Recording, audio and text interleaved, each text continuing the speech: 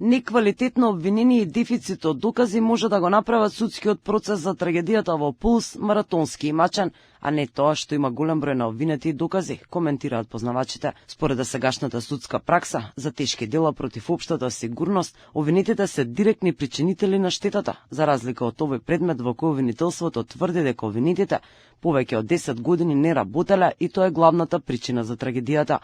Ова, според битолскиот судија Зоран Караджовски, е одлучувачки фактор дали судењето ќе трае повеќе од една деценија и ќе заглави во судскиот лавиринт, или пак ќе заврши во разумен рок и ќе донесе правда за семејствата на жртвите.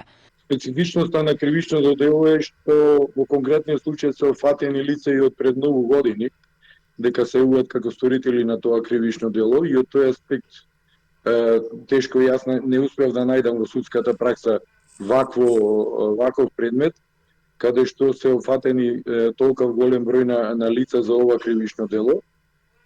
Вообичаено за ова кривично дело се оние сторители што директно го предизвикале ова кривично дело. Додека обвинителството тврди дека трагедијата е последица на долгогодишно неработење на повеќе институции кои ги управувале поранешни министри, градоначалници и инспектори, обвинетите приговараа дека обвинението е паушално и нејасно. Прво обвинетиот собственик на дискотеката Дејан Јованов го чека судењето во Кумановскиот затвор. Неговата одбрана вината за трагедијата ја префрла кон институциите, кои пропуштиле да го регулираат објектот. Дел од одговорноста лежал и кај бендот ДНК, затоа што не му пријавиле дека ќе користат пиротехника. Идентичен е приговорот и на син му Михаел, а и брат му тврди дека само продавал карти и немал никаква врска со дискотеката. Обвинетите градежни инспектори се бранат дека во општината немало пријави ниту поплаки за Пулс за да може да постапат.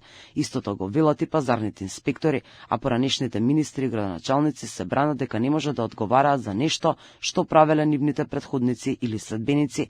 Немало пријави ниту поплаки по кои можеле да постапат. Тие сметаат дека не може за пожарот во дискотеката во 2025 да одговара некој што бил на функција 10 години порано.